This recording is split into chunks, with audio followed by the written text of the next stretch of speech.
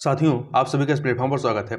यहाँ पर हम लोग आगामी यूपी पीसीएस 2023 की जो प्रारंभिक परीक्षा होगी उसके लिए टेस्ट देख रहे हैं। और यह जो टेस्ट हम लोग देखेंगे यह ध्येय आईएएस कोचिंग संस्था के द्वारा जो टेस्ट सीरीज कराई गई है उसका टेस्ट नंबर 3 यहाँ पर हम लोग देखेंगे। तो इसको हम लोग 2 पार्ट में कंप्लीट करेंगे। पहले पार्ट में 75 क्वेश्चन को और नेक्स्ट पार्ट में शेष बचे हुए 75 क्वेश्चन को कंप्लीट करेंगे। तो चलिए प्रारंभ करते हैं। सबसे पहले बात करते हैं पहले प्रश्न की।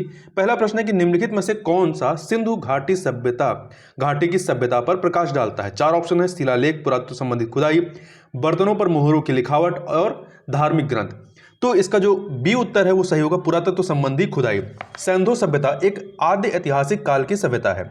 इस सभ्यता द्वारा प्राप्त लिपियों का वाचन अब मतलब अभी उसे पढ़ा नहीं जा सका है, अतः सभ्यता से संबद्ध अनेक पुरास्थलों से प्राप्त पुरावशेष ही हड़प्पा संस्कृति के विशिष्ट तत्वों पर प्रकाश डालते हैं। Sir John Marshall, Gordon Childe आदि पुरातत्वविदों का यह मानना है कि सिंधु सभ्यता की उत्पत्ति मेसोपोटामिया की सुमेरियन सभ्यता से हुई है। अगला है, कौन सा हड़प्पीय नगर 3 भागों में विभक्त है। तो इसका जो सी उत्तर है धौलावीरा, यह 3 भागों में विभक्त है। धौलावीरा नगर गुजरात के कच्छ जिले में बसा हुआ है। धौलावीरा का नगर आयताकार बना हुआ है। इस नगर को 3 भागों किला, मध्य नगर और निचला नगर में विभाजित किया गया है और यह भारत में स्थित सिंधु सभ्यता का दूसरा सबसे बड़ा नगर है। आगे बात करते हैं। उपनिषद काल के राजा अश्वपति शासक थे। कहाँ के शासक थे ये? काशी के, केकई के, पांचाल के, विदेह के। तो ये जो शासक थे कहाँ के थे? ये केकई नरेश थे। देखिए केकई नरेश थे। अब देखिए उपनिषदों में जो है कई राजाओं के बारे में वर्णन किया गया है। इसमें पांचाल के राजा जो थे वो प्रवाहण जाबाली थे, केकई के राजा अश्वपति थे, विदेह के राजा जनक थे, काशी के राजा अजात शत्रु थे। आगे बात करते हैं ऋग्वेद की मूल लिपि क्या थी? तो मूल लिपि ब्राह्मी लिपि रही है। ऋग्वेद आर्यों का सबसे प्राचीन ग्रंथ है। इसमें कुल 10 मंडल, 1028 सूक्त हैं और 10,580 मंत्र हैं। ऋग्वेद के मंत्रों का उच्चारण करके जो पुरोहित यज्ञ संपन्न कराता था उसे होता कहा जाता था और इसकी मूल लिपि ब्राह्मी है। आगे बात करते हैं। अगला प्रश्न है, बुद्ध के जीवन की किस घटना को महाविनिष्क्रमण के रूप में माना जाता है? 4 ऑप्शन है: उनका महापरिनिर्वाण, उनका जन्म, उनका गृहत्याग या उनका प्रबोधन। तो उनका जो गृहत्याग जो है ये घटना महाविनिष्क्रमण के रूप में जानी जाती है। इनका जन्म जो है लुम्बिनी में, कपिलवस्तु के निकट तराई क्षेत्र में लुम्बिनी है, वर्तमान में नेपाल में आता है। 563 ईसा पूर्व में इनका जन्म हुआ था और इन्होंने 29 वर्ष की अवस्था में अपना घर गृहत्याग दिया था, जिसे बौद्ध ग्रंथों में महाविनिष्क्रमण की संज्ञा दी जाती है। भगवान बुद्ध ने निम्नलिखित 4 आर्य सत्यों का प्रतिपादन किया। नीचे दिए गए कूट का प्रयोग करके उन्हें सही क्रम में रखना है। इन 4 जो सत्य थे, आर्य सत्य, उनको सही क्रम में लगाना है। क्या होगा? देखिए सबसे पहले इन्होंने क्या कहा? दुख है। फिर क्या कहा? दुख का कारण है डी। फिर दुख का निरोध है और सबसे लास्ट में दुख निरोध का मार्ग है। तो एडीबीसी मतलब दुख है, संसार में सर्वत्र दुख है, जीवन दुखों एवं कष्टों से पूर्ण है। इसके बाद दुख समुदाय है, दुख निरोध तथा दुख निरोधगामिनी प्रतिस्पर्धा, ये 4 आर्य सत्य हैं। तो यहां पर आपके ए ऑप्शन सही हो जाएगा। 7वां क्वेश्चन है, निम्न मंदिरों को कालक्रमानुसार में व्यवस्थित कीजिए और नीचे दिए गए कूटों में से सही उत्तर का चुनाव करना है। इनको काल क्रम में सजाना है। तो इसमें देखते हैं कौन सा आएगा। इसमें देखिए जो सप्त पैगोडा है, इन 4 मंदिरों में जो सप्त पैगोडा है इसकी स्थापना होती है 640 से लेकर के 640 से 674 ईस्वी के बीच में मामल्य शैली में। फिर आपका आता है महाबलीपुरम का तटीय मंदिर, ये 674 से 800 ईस्वी में राजसिंह शैली में होती है। फिर आता है बृहदेश्वर मंदिर ए वाला, ये राजराज प्रथम के समय बनता है। फिर गंगई कोंड चोलपुरम मंदिर बनता है राजेंद्र प्रथम के समय में। तो इस प्रकार से आप इसमें देखेंगे तो सबसे पहले चौथा, फिर तीसरा, पहला और दूसरा। 4312 अर्थात डी ऑप्शन आपका सही हो जाएगा। आगे चलते हैं क्वेश्चन नंबर 8 पे। यह है कि चोल शासकों के शासनकाल में निम्नलिखित में से कौन सा वारियम उद्यान प्रशासन का कार्य देखता था? कौन सा वारियम जो है वो उद्यान प्रशासन का कार्य देखता था। तो कौन देखता था? टोट्टम वारियम। टोट्टट है, टोट्टट वारियम जो है ये उद्यान प्रशासन का कार्य देखता था। देखिए, चोलकालीन ग्रामीण समितियों की गतिविधियों की देखरेख एक कार्यकारिणी समिति करती थी, जिसे क्या कहा जाता था? वारियम कहा जाता था, उसे वारियम कहा जाता था। और चोल प्रशासन की मुख्य विशेषता प्रबल केंद्रीय नियंत्रण के साथ ही अत्यधिक स्थानीय स्वायत्ता भी थी। आगे बढ़ते हैं, 9वां क्वेश्चन है, इसमें 2 सूचियां दी गई हैं, इन्हें हमें सुमेलित करना है। तो देखिए, पढ़नी की पुस्तिका का नाम क्या है? पढ़नी ने किसकी रचना की? अष्टाध्यायी की, 3 से मिला दीजिए, 3 से। वात्सायन ने कामसूत्र लिखा, 1 से मिलाइए। चाणक्य ने अर्थशास्त्र लिखा, 4 से मिला दीजिए। कल्हण ने राजतरंगिणी लिखा, 2 से मिला दीजिए। तो 3142 ए ऑप्शन सही हो जाएगा। आगे बढ़ते हैं, निम्नलिखित शासकों के नाम सही कालक्रमानुसार संयोजित करें। अपना उत्तर नीचे दिए गए कोट से चयन कीजिए। विद्याधर, धंग, यशोवर्मा और कीर्तिवर्मा, इन्हें हमें इनके कालक्रमानुसार सजाना है। तो देखिए, यशोवर्मा जो है, यशोवर्मा, इनका कार्यकाल कब से कब का रहता है? 930 से लेकर के 950 ईस्वी तक। ठीक है, ये एक साम्राज्यवादी शासक थे और इन्होंने खजुराहो के प्रसिद्ध विष्णु मंदिर का निर्माण कराया था, जिसे चतुर्भुज मंदिर भी कहते हैं। इसके बाद धंग आते हैं, राजा धंग, इनका शासनकाल रहता है 950 से 1003 ईस्वी।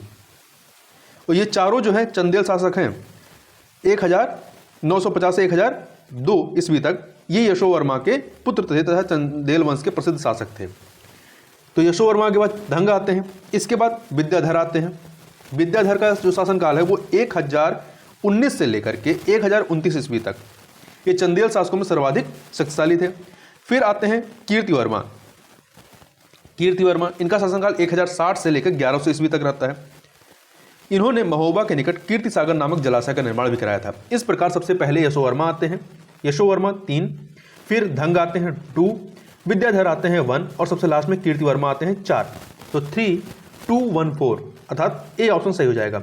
दिल्ली का कौन सा सुल्तान अशोक स्तंभ को दिल्ली लाया था? तो कौन लाया था? फिरोज शाह तुगलक ने। फिरोज शाह तुगलक जो है ये अशोक स्तंभ को दिल्ली लाते हैं। फिरोज शाह तुगलक 1351 से 1388 तक दिल्ली की गद्दी पर आसीन रहता है। इसका शासनकाल भारत में नहरों के सबसे बड़े जाल का निर्माण करने के कारण प्रसिद्ध रहा है। यह अशोक के 2 स्तंभ मेरठ एवं टोपरा से दिल्ली लाता है। मेरठ वाले को भी दिल्ली लाता है, टोपरा वाले को भी। मेरठ वाले स्तंभ को दिल्ली के वर्तमान हिंदूराव अस्पताल के निकट स्थापित करवाया गया था। टोपरा वाले स्तंभ को महल तथा फिरोजाबाद की मस्जिद के निकट स्थापित किया गया। आगे बढ़ते हैं, क्वेश्चन नंबर 12, इसमें 2 सूचियां दी गई हैं, इन्हें हमें सुमेलित करना है। पुस्तक है और उनके रचनाकार हैं। तो देखिए, तारीख हिंद पुस्तक किसकी है? ये अलबरूनी की है, 3 से मिला दीजिए। तारीख दिल्ली अमीर खुसरो की है, 4 से मिला दीजिए। रेहला इब्न बतूता ने लिखी है, 1 से मिला दीजिए।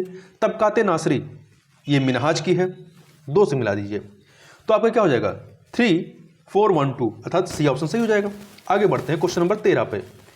नीचे 2 कथन दिए हैं, कथन कारण वाला प्रश्न है। अभी कथन दिया गया है कि मध्यकाल में संगीत पर संस्कृत में लिखी गई अनेक पुस्तकों का फारसी में अनुवाद किया गया। सही है।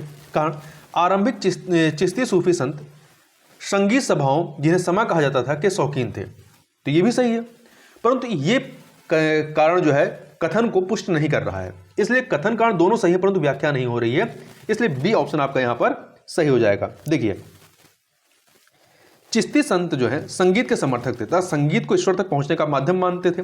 समा एक प्रकार की संगीत गोष्ठी होती थी। मध्यकाल में अनेक शासकों जैसे कि फिरोज शाह तुगलक, सिकंदर लोदी द्वारा संस्कृत की पुस्तकों का फारसी में अनुवाद कराया गया। ठीक है, चूंकि वो संस्कृत में थी इसलिए फारसी में अनुवाद कराया गया था। आगे बढ़ते हैं, अकबर के शासनकाल की निम्नलिखित घटनाओं को कालक्रमानुसार व्यवस्थित करना है।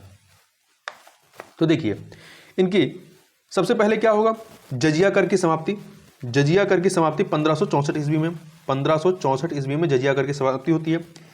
फतेहपुर सिकरी में फिर इबादत खाने का निर्माण होता है। इबादत खाने का निर्माण कब होता है? 1575 ईस्वी में, 1575 ईस्वी में। मजहर पर हस्ताक्षर 1579 में। फिर तौहीद इलाहिया, दीन इलाही की घोषणा कब होती है? 1582 में। तो क्रम क्या हो गया? 1 2 3 4, ए ऑप्शन सही हो जाएगा। आगे बढ़ते हैं। निम्नलिखित मुस्लिम शासकों का सही कालानुक्रम नीचे दिए गए कोड से चुनना है। अहमद शाह अब्दाली, मोहम्मद शाह जहांगीर और बहादुर शाह द्वितीय। तो देखिए जहांगीर इसमें सबसे पहले आएगा 1605 से 1627 ईस्वी। फिर मोहम्मद शाह 1719 से, मोहम्मद शाह जो 1719 से 1748।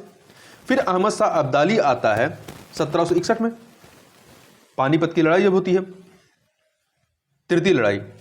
बहादुर शाह द्वितीय ये 1837 से 1857, 1837 से 1857 अंतिम मुगल शासक बहादुर शाह द्वितीय। तो इस प्रकार से सबसे पहले जहांगीर है, फिर मोहम्मद शाह तो 3 2, अहमद शाह अब्दाली 1 और सबसे लास्ट में बहादुर शाह द्वितीय 4। 3214 अर्थात सी ऑप्शन। आगे बात करते हैं। फ्रांसीसी दक्कन में शक्ति आंदोलन स्थापित करने में असफल रहे। क्यों असफल रहे? क्योंकि अंग्रेजों की फौज शक्तिशाली थी। जो अंग्रेजों की फौज थी वो फ्रांसीसियों के कंपेयर में काफी शक्तिशाली थी। देखिए तृतीय कर्नाटक युद्ध जो कि 1757 से 1763 तक में होता है के अंतर्गत अंग्रेज एवं फ्रांसीसियों के बीच वाड़ीवास नामक निर्णायक लड़ाई लड़ी गई। इस युद्ध में फ्रांसीसी पराजित होते हैं। यही पराजय भारत में उनके पतन की शुरुआत थी। फ्रांसीसियों के हार का प्रमुख कारण इंग्लैंड की नौसेना की सर्वोच्चता थी। यूरोप में अंग्रेजों एवं फ्रांसीसियों के मध्य ऑस्ट्रिया में लड़े जा रहे उत्तराधिकार युद्ध में फारस की जलशक्ति का बहुत ह्रास हुआ था, जबकि अंग्रेजों के पास एक शक्तिशाली नौसेना थी। आगे बात करते हैं क्वेश्चन नंबर 17 पे। लॉर्ड वेल्लेली की सहायक संधि को स्वीकार करने वाला पहला मराठा सरदार कौन था? पेशवा बाजीराव द्वितीय। लॉर्ड वेल्लेली का कार्यकाल रहता है 1798 से 1805। ने भारतीय राज्यों को अंग्रेजी राजनीतिक परिधि में लाने के लिए सहायक संधि प्रणाली का प्रयोग किया। वर्ष 1801 में जसवंत होलकर की सेना ने पूना पर आक्रमण करके पेशवा एवं सिंधिया की संयुक्त सेना को पराजित कर दिया। पेशवा बाजीराव द्वितीय ने दिसंबर 1802 में अंग्रेजों से बशीन की संधि की। यही संधि मराठों द्वारा अंग्रेजों के साथ की गई प्रथम सहायक संधि थी। ठीक है, तो पेशवा बाजीराव द्वितीय। आगे बात करते हैं क्वेश्चन नंबर 18 पे। विलय का सिद्धांत के तहत निम्नलिखित राज्यों के विलय पर विचार कीजिए और उन्हें काल क्रमानुसार व्यवस्थित कीजिए। तो इसमें सतारा 1848 ईस्वी, बघात 1850 ईस्वी, उदयपुर 1852 ईस्वी, झांसी 1854 ईस्वी। तो आपका क्या हो जाएगा? 1342 अर्थात सी ऑप्शन आपका सही हो जाएगा। आगे बात करते हैं। अगला है कथन कांड वाला प्रश्न 19 नंबर। अभिकथन है कि ब्रिटिश काल में सामान्यतः भारत का व्यापार संतुलन अनुकूलन था। व्यापार संतुलन जो है वो अनुकूल था, कारण धन की निकासी का स्वरूप अप्रतिफलित निर्यात था। तो इसका क्या सही होगा? देखिए इसका जो है ए ऑप्शन, मतलब कथन कांड दोनों सही हैं और व्याख्या भी हो रही है। कैसे? ब्रिटिश काल में बहिर्गमन अथवा धन निकासी सिद्धांत का तात्पर्य था कि राष्ट्रीय पूंजी का 1/3 हिस्सा किसी न किसी रूप में ब्रिटिश शासन द्वारा भारत से बाहर ले जाया जाता था तथा भारत को इसके समतुल्य कोई भी आर्थिक या वाणिज्यिक प्रतिलाभ नहीं होता था। ठीक है, कोई प्रतिलाभ नहीं होता था। ब्रिटिश काल में आयात की तुलना में निर्यात अधिक होता था। आयात की तुलना में निर्यात जो है वो अधिक होता था, इसलिए सामान्यतः व्यापार का संतुलन अनुकूल था। मतलब हम यहाँ से चीज़ें बाहर ज़्यादा भेजते थे, बाहर से कम मंगाते थे। अतः अभिकथन ए तथा कांड आर दोनों सत्य हैं और व्याख्या भी हो रही है। तो ए ऑप्शन यहाँ पर सही हो जाएगा। आगे बढ़ते हैं क्वेश्चन नंबर 20। 19वीं सदी के कृषक आंदोलनों को उनसे संबद्ध क्षेत्रों के साथ सुमेलित कीजिए।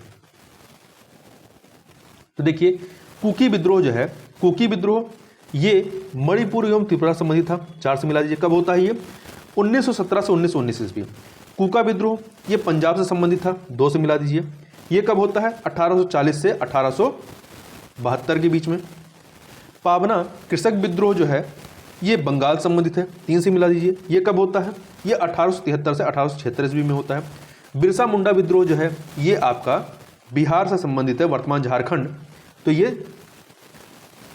एक सेकेंड, पाबना कृषक विद्रोह जो है ये बंगाल का है, तो बंगाल यहाँ पे आपका 2 है, और कूका विद्रोह पंजाब का है, तो यहाँ पे 1 है ये, ठीक है। 4, 1, 2, और बिरसा मुंडा विद्रोह आपका बिहार 3। ये कब होता है? 1899 से 1900। तो आपका विकल्प क्या हो जाएगा? हमारा विकल्प हो जाएगा 4, 1, 2, 3, 4, 1, 2, 3, अर्थात डी ऑप्शन जो है वो सही हो जाएगा। आगे चलते क्वेश्चन नंबर 21 देखते हैं। निम्नलिखित युग्मों में से कौन सा एक सही सुमेलित नहीं है? समाचार पत्र और संस्थापक। तो देखिए कौन सही नहीं है। अल हिलाल, इसके संपादक कौन थे? मौलाना अबुल कलाम आज़ाद। मौलाना अबुल कलाम आज़ाद। न्यू इंडिया के एनिवेशन, तहजीब उल अखलाक, ये मोहम्मद अली जिन्ना की नहीं थी, बल्कि इसका संपादन जो है वो सर सैयद अहमद खान द्वारा उर्दू भाषा में किया गया था, और 1871 से 97 के मध्य में। तो सी वाला सही नहीं है। समाज कौमुदी के राजा राम मोहन राय थे। आगे बढ़ते हैं। देवबंद आंदोलन जो कि यूपी तत्कालीन संयुक्त प्रांत में किस वर्ष आरंभ होता है? ये आपका 1866 ईस्वी में। कब? 1866 ईस्वी में। देखिए, हुजत अल इस्लाम इमाम मोहम्मद कासिम अल ननतबी द्वारा वर्ष 1866 में यूपी के देवबंद में इस्लामी मदरसे की स्थापना की गई। यह आंदोलन अंग्रेज विरोधी था। देवबंद स्कूल में अंग्रेजी शिक्षा व पाश्चात्य संस्कृति पर पूर्ण प्रतिबंध था। आगे बात करते हैं। निम्नलिखित में से किसने बड़ी बुद्धिमानी के साथ अलीपुर षड्यंत्र मामले में अरविंद घोष का बचाव किया था? किसने किया था? चित्तरंजन दास ने। ठीक है। अलीपुर षड्यंत्र केस के तहत वर्ष 1908 में अरविंद घोष, बारेंद्र घोष एवं अन्य पर मुकदमा चलाया गया। इसे मुरारी पुकुर षड्यंत्र भी कहा जाता है। बारेंद्र घोष को आजीवन कारावास की सजा हो गई और साक्ष्यों के अभाव में अरविंद घोष बरी हो गए। इस मामले में अरविंद घोष का बचाव चित्तरंजन दास ने किया था। आगे बात करते हैं स्वदेशी आंदोलन के संबंध में निम्न में से कौन सा कथन सही नहीं है? तो देखिए, कुछ विशिष्ट मुसलमान आंदोलन में शामिल हुए, सही बात है। स्त्रियों ने आंदोलन में सक्रिय भागीदारी की, यह भी सही है। स्वदेशी आंदोलन ने बंगाल के किसानों को ना तो अधिक प्रभावित किया, ना ही इसमें शामिल हुए, यह भी सही है। यह बंगाल तक ही सीमित था, नहीं, यह बंगाल तक ही सीमित नहीं था, यह इसके बाहर भी इसका प्रसार था। देखिए, 20 जुलाई 1905 को बंगाल विभाजन का निर्णय लिया गया। इसके विरोध में 7 अगस्त 1905 को कलकत्ता के टाउन हॉल में संपन्न एक बैठक में स्वदेशी आंदोलन की घोषणा हुई तथा बहिष्कार प्रस्ताव पारित किया गया। बहुउद्देशीय कार्यक्रम वाले स्वदेशी आंदोलन ने देश के बड़े हिस्सों को अपने प्रभाव में ले लिया, जिसमें जमींदार, शहरी, मध्यम वर्ग, छात्र तथा औरतें शामिल थीं। इसलिए स्वदेशी आंदोलन को साम्राज्यवाद के विरुद्ध प्रथम सशक्त आंदोलन भी माना जाता है। आगे बात करते हैं। कौन सी महत्वपूर्ण घटना जलियांवाला बाग नरसंहार के तुरंत बाद घटती है? कौन सी तुरंत बाद घटती है? तो देखिए, रोलट एक्ट का बनना, नहीं सॉरी, तुरंत बाद नहीं, तुरंत पूर्व घटी थी, मतलब जिसकी वजह से जलियांवाला बाग नरसंहार होता है। तो इस नरसंहार के पूर्व में कौन सी घटना होती है? रोलट एक्ट का बनना। इसी के विरोध में यह प्रदर्शन हो रहा था। मार्च 1919 में केंद्रीय विधान परिषद से पास हुआ विधेयक रोलट एक्ट या रोलट अधिनियम के नाम से जाना जाता है। इसका उद्देश्य देश में बढ़ रही क्रांतिकारी गतिविधियों को कुचलना था। भारतीय जनता द्वारा काला कानून कहकर इसकी आलोचना की गई थी। गांधी जी ने इसके विरोध में 6 अप्रैल 1919 को पूरे देश में हड़ताल का आयोजन किया। जलियांवाला बाग हत्याकांड होता कब है? 13 अप्रैल 1919 को होता है। और यह एक्ट कब आता है? मार्च में। असहयोग आंदोलन वर्ष 1920 में होता है, जबकि साइमन कमीशन का भारत आगमन जो है 1928 में होता है। आगे बात करते हैं। स्वेज नहर क्षेत्र में उत्तर से दक्षिण दिशा की ओर पड़ने वाले झीलों का जो सही क्रम है वो क्या है? देखिए, उत्तर से दक्षिण आप देखेंगे, ये नॉर्थ, ये साउथ, इस तरह से आप जब देखेंगे इसको, तो इसमें लेक मंजला, फिर लेक टिमशा, ग्रेट बिटर लेक और सबसे दक्षिण में है लिटिल बिटर लेक। यह जो है आपका भूमध्य सागर और लाल सागर को जोड़ने का कार्य करती है और ये मानव निर्मित नहर है। आगे चलते हैं क्वेश्चन नंबर 27 पे। निम्नलिखित युग्मों में से कौन सा एक सही सुमेलित नहीं है? कौन सा एक सही सुमेलित नहीं है? क्लीवलैंड, ये लोह एवं इस्पात के लिए प्रसिद्ध है।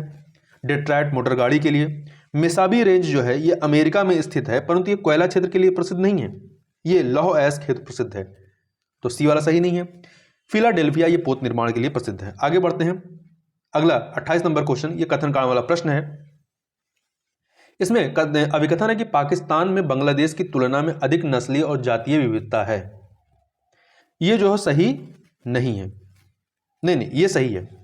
पाकिस्तान में बांग्लादेश की तुलना में अधिक नस्लीय और जातीय विविधता है। कारण पंजाबी पाकिस्तान की आधिकारिक भाषा, जबकि अधिकांश लोग बोलने में उर्दू भाषा का प्रयोग करते हैं।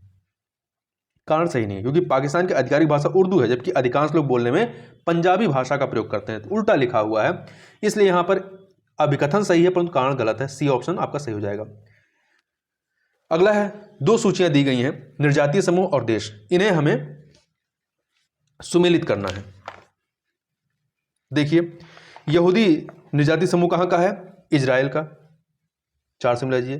टेडा लीबिया का है, 3 से मिलाइए। बेजा ये मिस्र का है, 1 से मिला दीजिए। लूर ये ईरान का है, 2 से मिला दीजिए।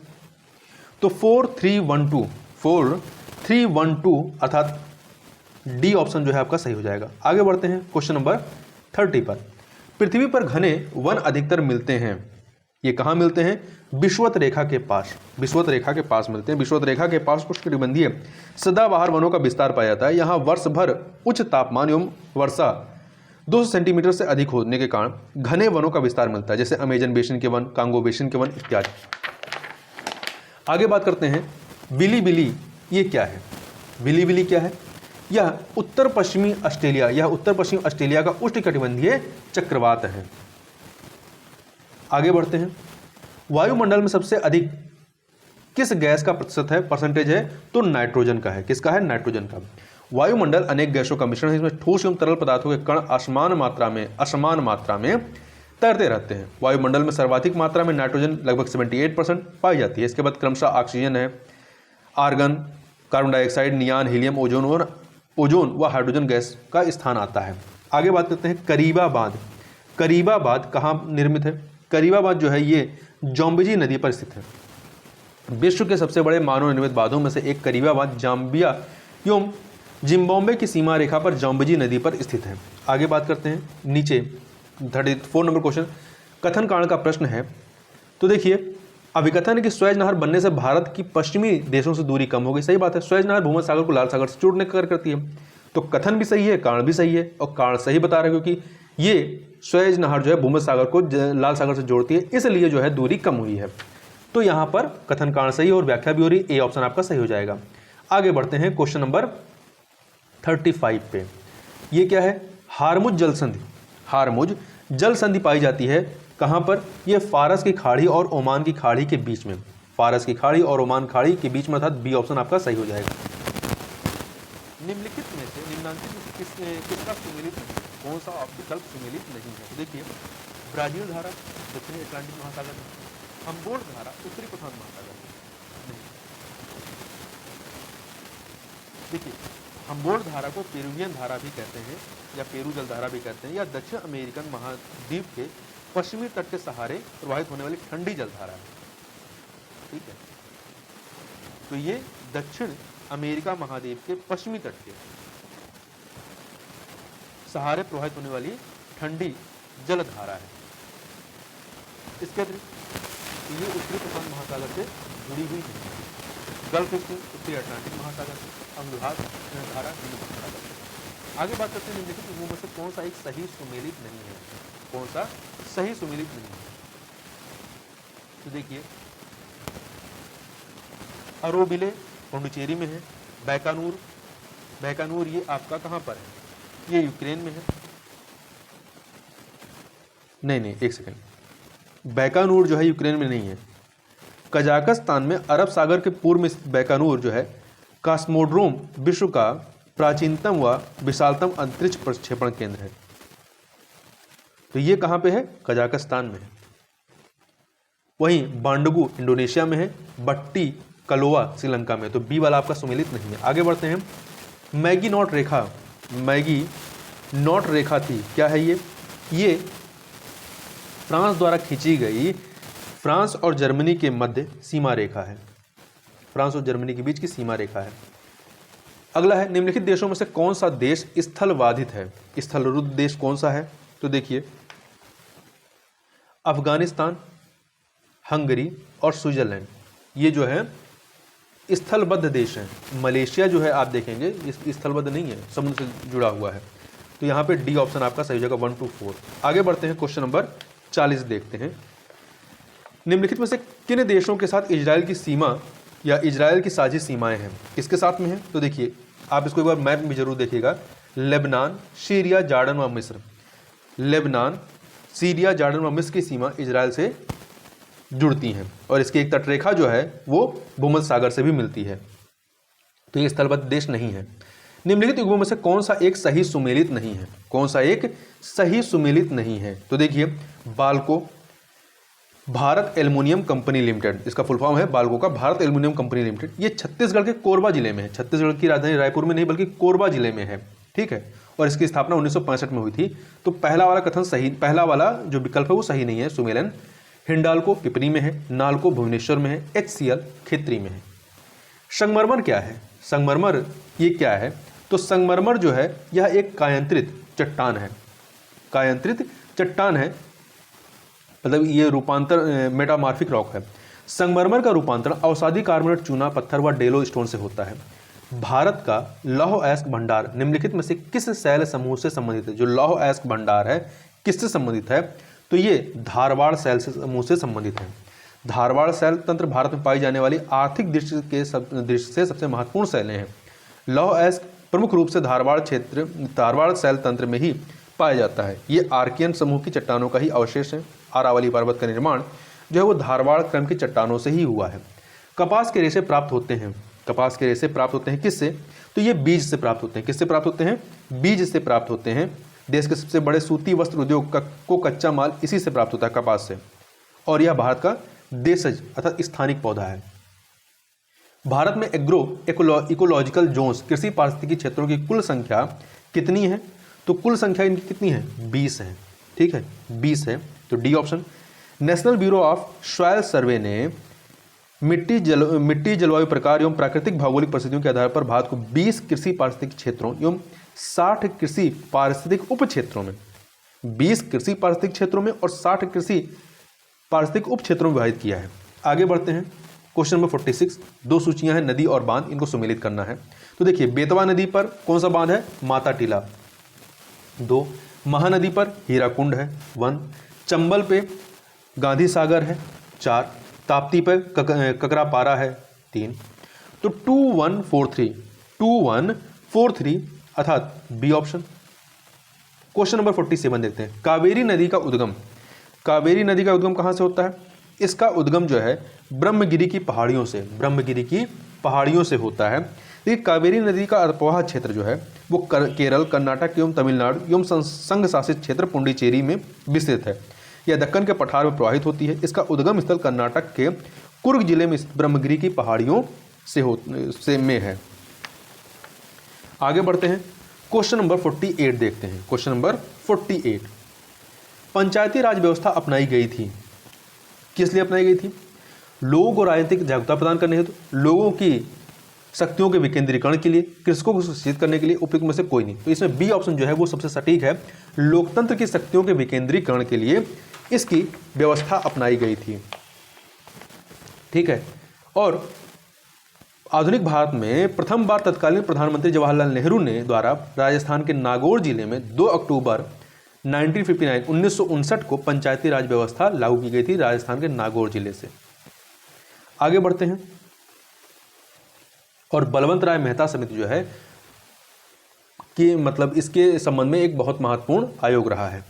निम्नलिखित में से कौन सा एक सामुदायिक विकास का पहला स्थापित कार्यक्रम है? पहला स्थापित कार्यक्रम कौन सा है? तो यह है आपका राष्ट्रीय प्रसार सेवा, ए ऑप्शन। देखिए सामुदायिक विकास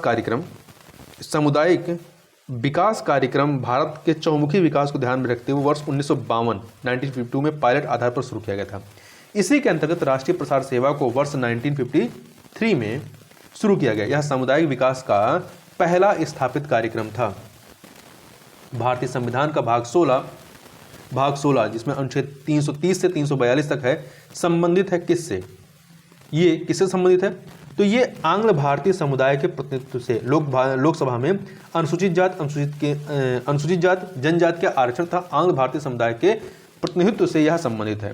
330 में क्या है, लोकसभा में अनुसूचित जनजाति और जाति के लिए आरक्षण है। 331 में लोकसभा में आंग्ल भारतीय समुदाय का प्रतिनिधित्व इत्यादि की बात की गई है।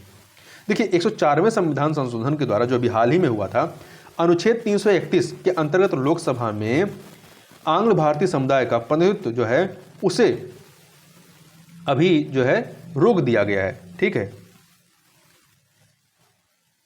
आगे बढ़ते हैं। निम्न में से कौन सी एक समिति भारत में पंचायती राज व्यवस्था से संबंधित नहीं है? तो देखिए इसमें कौन सी पंचायती राज व्यवस्था से संबंधित नहीं है? तो दिनेश गोस्वामी जो समिति रही है, इसका संबंध किससे रहा है? चुनाव आयोग से, चुनाव सुधारों से रहा है। दिनेश गोस्वामी समिति का संबंध चुनाव सुधारों से था, जबकि LM सिंघवी समिति, सादिक अली समिति, अशोक मेहता समिति, इसका संबंध जो है पंचायती राज व्यवस्था से रहा है। LM सिंघवी समिति 1986 का है, सादिक अली समिति 1964 का है, अशोक मेहता समिति 1977 का है।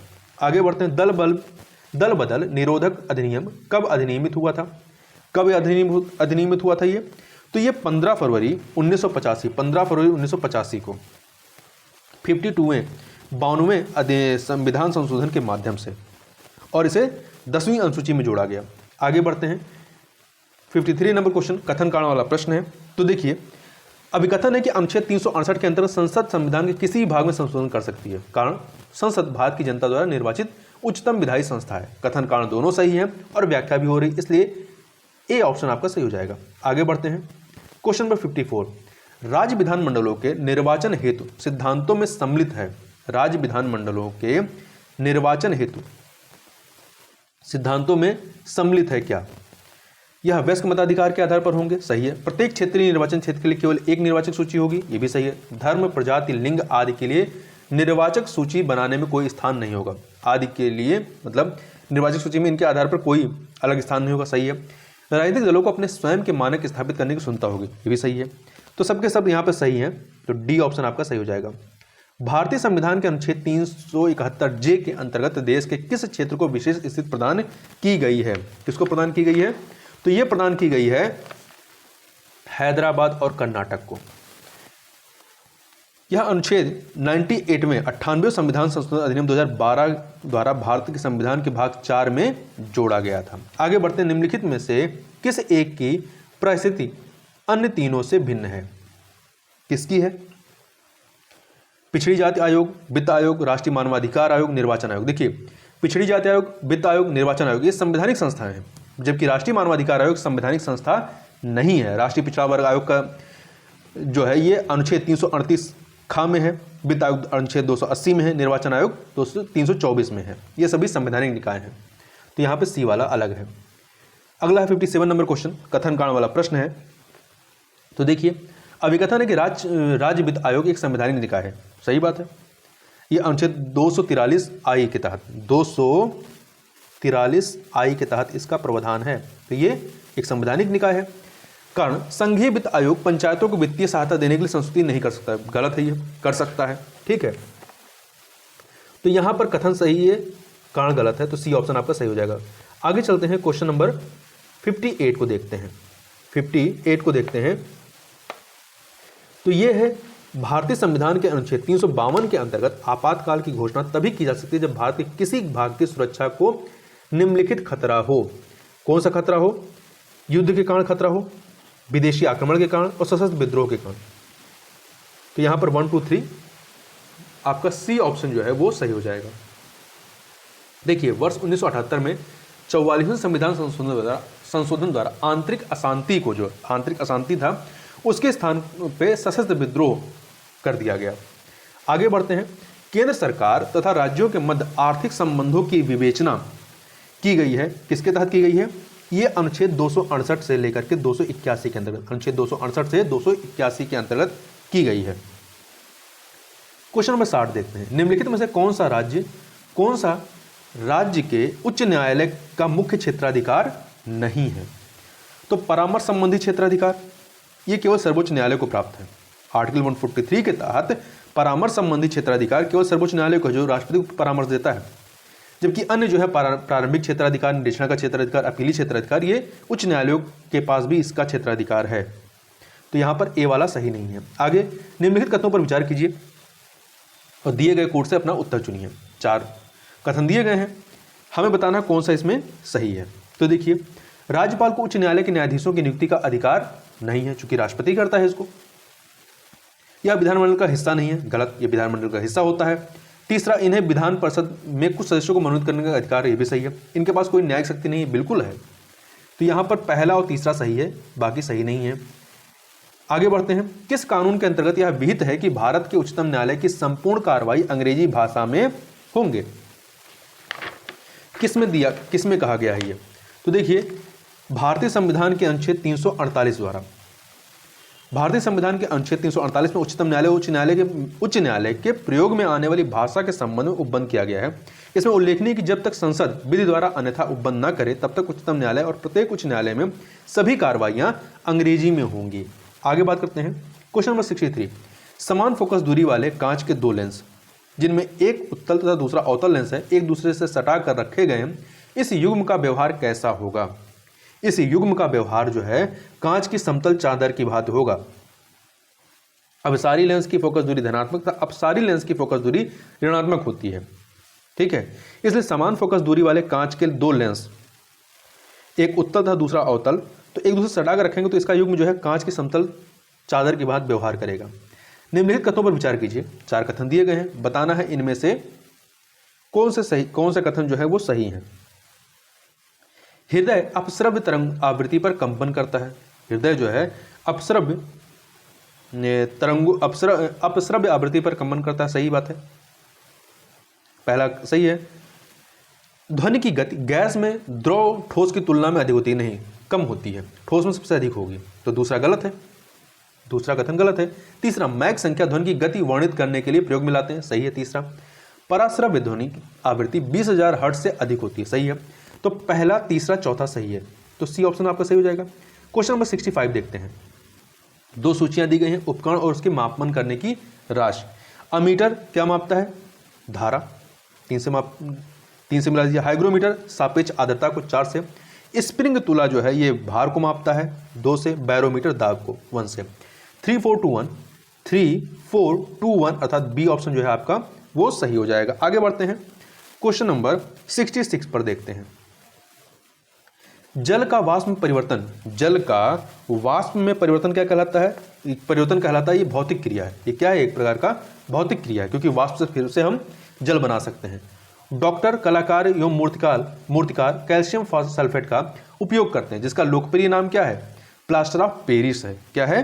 प्लास्टर ऑफ पेरिस है। इसका रासायनिक सूत्र क्या होता है? CaSO4 half H2O, calcium sulphate, hydrated calcium sulphate. अगला है, निम्नलिखित युग्मों में से कौन सा एक सही सुमेलित नहीं है? कौन सा सही सुमेलित नहीं है? एल्युमिनियम का अयस्क बॉक्साइट होता है। कॉपर का अयस्क जो है वो सिनेबार नहीं होता है, जबकि बल्कि क्यूप्राइट होता है, तो यहाँ पे बी वाला सही नहीं है। जिंक का कैलामाइन होता है, आयरन का हेमेटाइट होता है। वर्मी कल्चर में प्रयुक्त वर्म होता है, वर्मी कल्चर में प्रयुक्त वर्म कौन सा होता है? अर्थवर्म या केचुआ, केचुए का इस्तेमाल करते हैं खाद बनाने में। आगे चलते हैं, क्वेश्चन नंबर 70 कथन कारण वाला प्रश्न है। तो कथन दिया गया है कि साधारणतया यह देखा गया है कि लोहे की वस्तुएं जब वायुमंडल में अनाश्रित होती हैं तब वे भूरे पाउडर की परत से आच्छादित हो जाती हैं, जिसको जंग कहते हैं। कारण, जंग अर्थात भूरा पाउडर पदार्थ टैनिन की जमा होने से बनता है, नहीं, कथन तो सही है, कारण गलत है, कारण गलत है। यह आयरन ऑक्साइड की परत होती है, टैनिन का जंग लगने से कोई संबंध नहीं होता है, ठीक है। टैनिन जो है यह पौधों द्वारा स्त्रावित होने वाला पदार्थ होता है। तो यहाँ पे कथन सही, कारण गलत है, इसलिए सी ऑप्शन सही हो जाएगा। आगे बढ़ते हैं, क्वेश्चन नंबर 71 पे। फिर से कथन कारण का प्रश्न है। कथन है कि मरुस्थलीय पौधों के जड़तंत्र काफी लंबे होते हैं, कथन सही है। कारण, मृदा का उच्च तापमान जड़ विकास को प्रोत्साहित करता नहीं, पानी की खोज के लिए नीचे तक जाते हैं, ठीक है। इसलिए कथन तो सही है परंतु कारण गलत है, तो यहां पे सी ऑप्शन आपका जो है वो सही हो जाएगा। निम्नलिखित में से कौन सा लवण मानव हड्डियों में सर्वाधिक मात्रा में पाया जाता है? तो कैल्शियम फॉस्फेट, कौन सा? कैल्शियम फॉस्फेट पाया जाता है। ठीक है, आगे बढ़ते हैं। 2 सूचियां दी गई हैं, विटामिन और उनसे होने वाला, उनकी कमी से होने वाला रोग। हमें इसे सुमेलित करना है। रेटिनॉल की कमी से क्या होता है? नेत्र सूख कर लाल हो जाना, 3 से मिला दीजिए। टेकोफेरॉल से बंधता का रोग होता है, 4 से मिलाइए। साइनो कोबालेमिन जो है, इससे घातक रक्तलापता होती है, अनीमिया का, 1। पैराडॉक्सिन से क्या होता है? मानसिक व्याधि होती है, 2। तो 3412 अर्थात बी ऑप्शन। आगे चलते हैं, क्वेश्चन नंबर 74 को देखते हैं। 74 को देखते हैं। निम्नलिखित युग्मों में से कौन सा एक सही सुमेलित नहीं है? कौन सा सही सुमेलित नहीं है? क्लोरोफिल में मैग्नीशियम होता है, हीमोग्लोबिन में आयरन होता है, खाने के नमक में सोडियम होता है, कपड़े धोने का सोडा जो होता है में पोटेशियम होता है। नहीं, कपड़े धोने का जो सोडा होता है वो सोडियम कार्बोनेट होता है, तो डी वाला सही नहीं है। क्वेश्चन नंबर 75 देखते हैं। 75 देखते हैं। मानव मस्तिष्क के बारे में निम्नलिखित कथनों पर विचार कीजिए। 2 कथन दिए गए हैं। मस्तिष्क हृदय गति को नियंत्रित करने के लिए उत्तरदायी है, सही बात है। यह शरीर के संतुलन के लिए उत्तरदायी है, यह भी सही है। दोनों कथन यहां पर सही हैं। तो मस्तिष्क जो है सोचने, हृदय गति के नियंत्रण, शरीर के संतुलन, तीनों के लिए उत्तरदायी होता है। इसलिए यहाँ पे पहला दूसरा कथन दोनों सही है, इसलिए सी ऑप्शन आपका सही हो जाएगा। इस प्रकार से इस वीडियो में बस इतना ही। मिलते हैं नेक्स्ट वीडियो में, तब तक के लिए बहुत बहुत धन्यवाद।